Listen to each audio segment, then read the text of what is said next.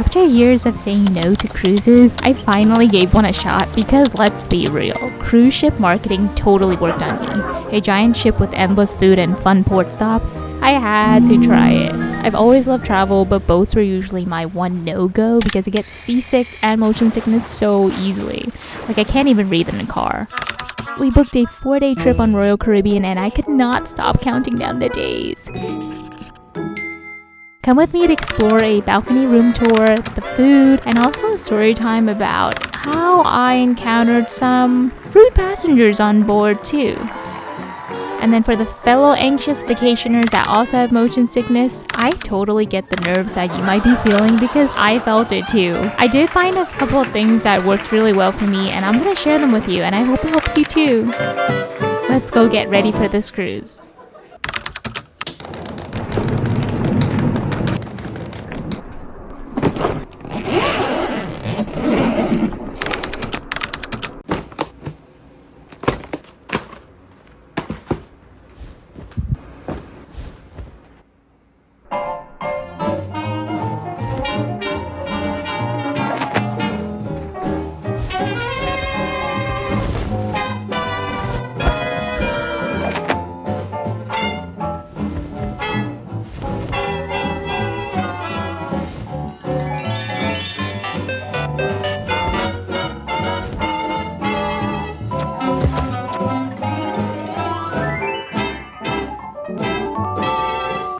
Honestly though, my biggest fear isn't what to wear on formal night. I am a little bit worried about if it's gonna be colder when we're on the sea, but I have two bigger fears. It's made me nervous for the last couple of weeks. I have this fear of being out on open waters. I'm not really sure what it is, but the thought of not being able to see anything else in sight, that really scares me. And then the second one, I have really bad motion sickness. And honestly, it's even happened when I'm playing video games that are first person view. Definitely a little bit nervous about that. Boarding was just a few hours away and I had just finished packing, which side note, I have learned that last minute packing is totally not for me. My anxiety was starting to spike, but spoiler alert, we made it! And we ended up loving almost everything that I'm about to show you. Starting with a balcony room tour. We made it! Here's everything in my balcony stateroom on a Royal Caribbean cruise ship.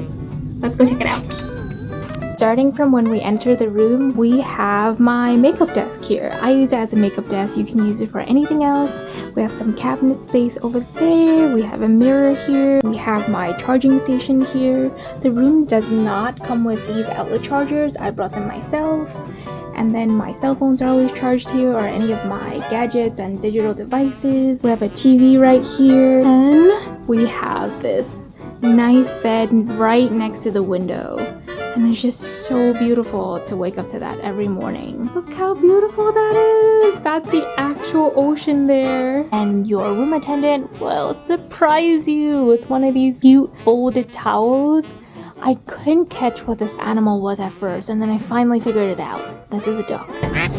I look forward to these every single day. It's so nice to come back to these. Before we go out into the balcony, I'm going to show you the rest of the room. A little bit messy because I've unloaded my packages and everything already, but we have an armchair, we have a coffee table, we have another little mirror right over here, we have lights, and I am having a connecting room. So far I haven't found that it's a noise problem or anything, and my neighbors haven't been barging in, so that's a plus here. And now, welcome to the tiniest part of the room, the bathroom on the ship. It's small but functional and does everything I need. There's a big mirror, a sink, and some Royal Caribbean provided cups, and the toilet does exactly what it's supposed to, flushes fast. The shower also does everything you want it to do. You kind of close yourself off coffin lid style and no water leaks out. I saw bathroom tours on some other cruise boats only having a curtain to separate the shower, and everything tends to get all wet in those kinds of layouts. So I'm really grateful for this efficient door setup. There are hot and cold water controls with a 3-in-1 body soap, conditioner, and shampoo provided by Royal Caribbean. I did bring my own toiletries again, but it's also still great to have the option of using Royal Caribbean's if you run out of your own. There is a bedstand right over there, another little bedstand there, and are you ready for the best part of this tour? Let's go out onto the balcony.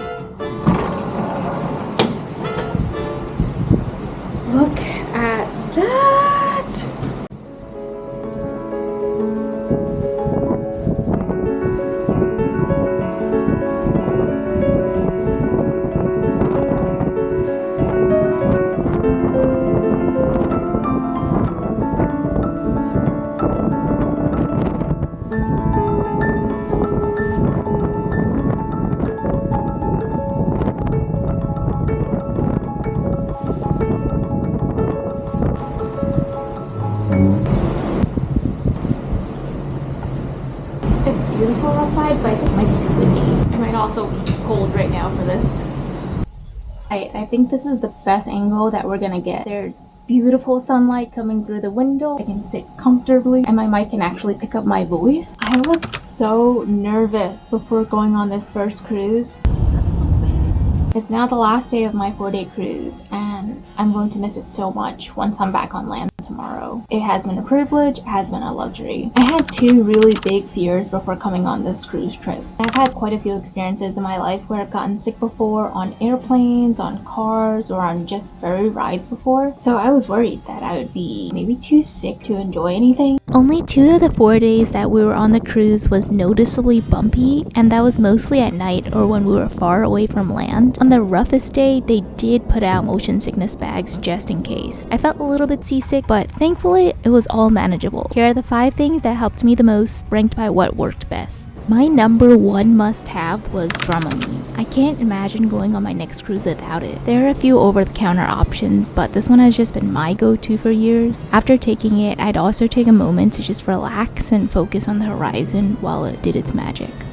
This is so easily overlooked, but staying hydrated is important every day and even more important when you're traveling. Dehydration can cause headaches, which is the last thing that you want if you're already dealing with motion sickness. Thankfully, there are water stations everywhere in the cafe, at the buffet, and in the dining rooms. I'm gonna go grab some of these. Thank you so much. If you want some of these, let us know, okay? Oh, thank you so much. This is good. Yeah, I'm gonna grab 2 teas. Thank you. How much water? No waters. Thank you though. Thank you. Thank you so much. I made sure to drink water, teas, or juices with every meal, and I kept my tumbler refilled throughout the day. I read online that ginger is a natural remedy for nausea, so we packed a bag of ginger chews with us. So I didn't notice a huge difference, but we did end up having them almost daily, and if nothing else, they were like tasty little ginger candies.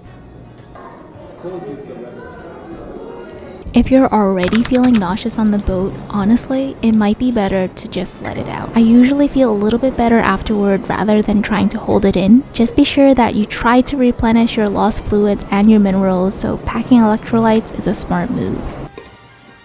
Some cruisers swear by sea bands as a natural nausea remedy that uses acupressure to help relieve symptoms.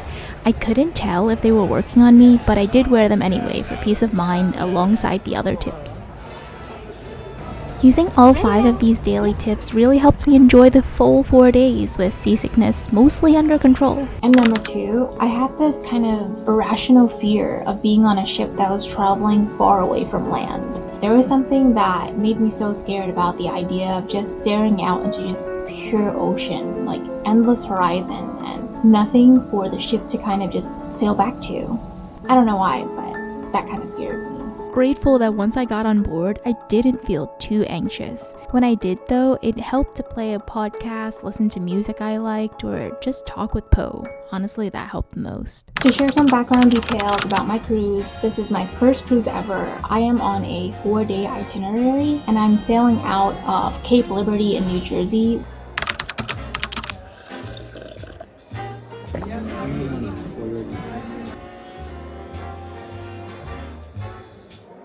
We're brushing our teeth on the balcony. How does it feel?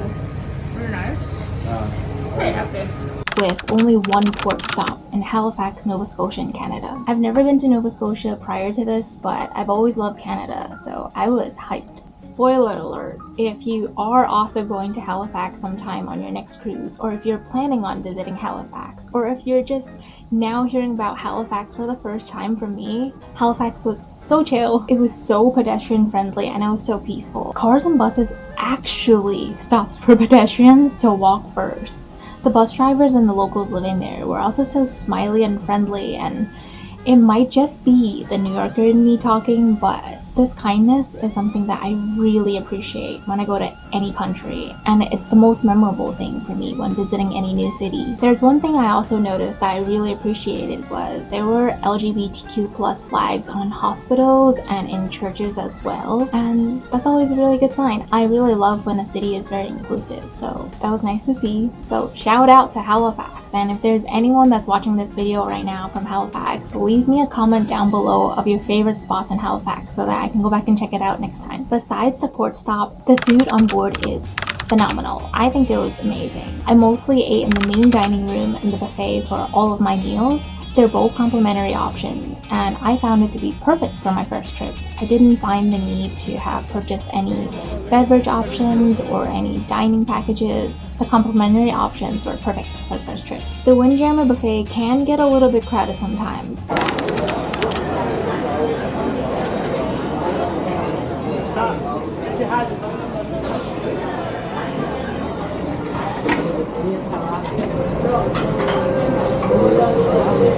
I'm gonna give.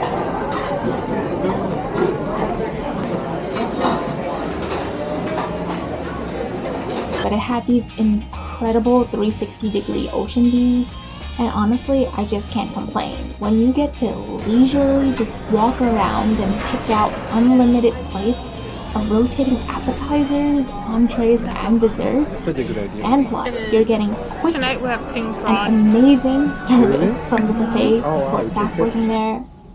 Can't complain about that at all. There was only one little mishap that happened in my main dining room experience on the very first night. How it works is that you're assigned a table and a time to show up in the main dining room if that's what you chose at the start of your cruise planning. And so I was supposed to show up at 7:30 and I showed up at 7:20. There was another couple that was in the seat that me and my husband were supposed to be in.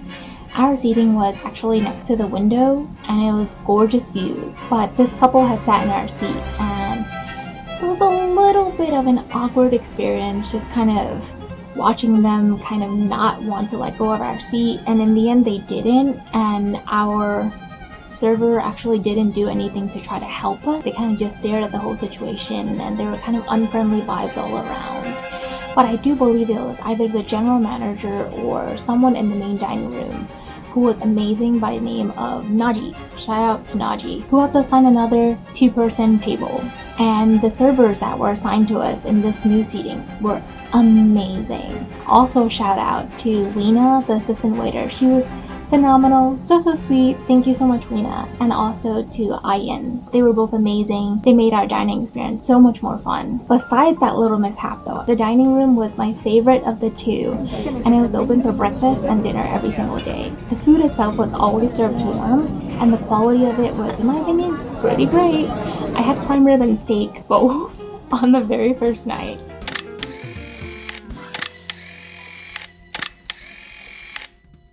And I ordered it to be medium. They were served super tender.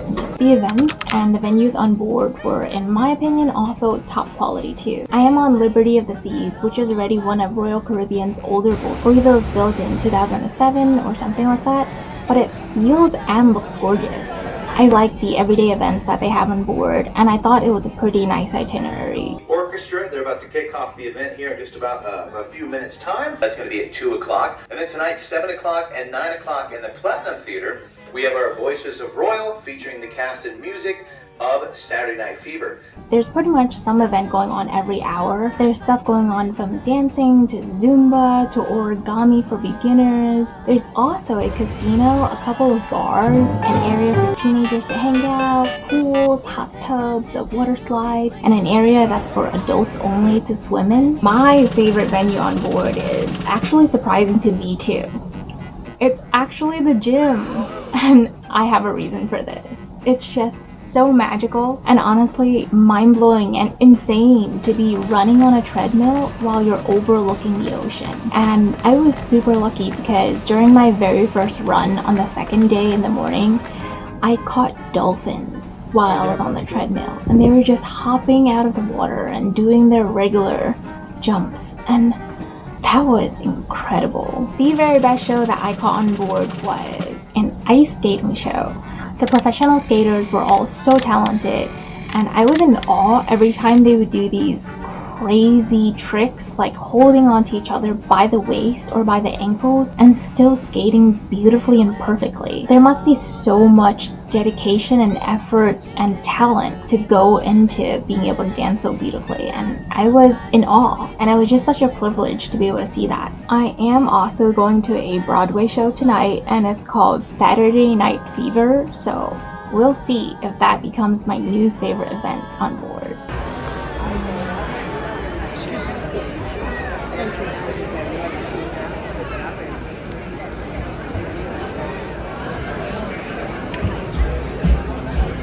And of course, last but not least, I'm just so grateful to be able to enjoy a balcony room for my very first cruise. It is just so nice to be able to retreat back here when I feel like being more introverted. It's hiding away from the 5,000 other guests on board. It's just a really nice way to just kind of unwind after your day, and it's just really calming, honestly, to watch over the water and contemplate life and just think a little bit.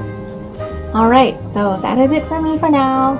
I am actually gonna go and enjoy the rest of my day and probably gonna just be eating a lot, honestly, and just reading some books on my Kindle on the balcony. I really hope that you enjoyed this video. If you want to watch more of my adventures, my videos, I would love to take you along with me. So hit that subscribe button down below so that you can stay tuned for when I post my next video. Thank you so much for watching, and I'll see you in the next one. Bye!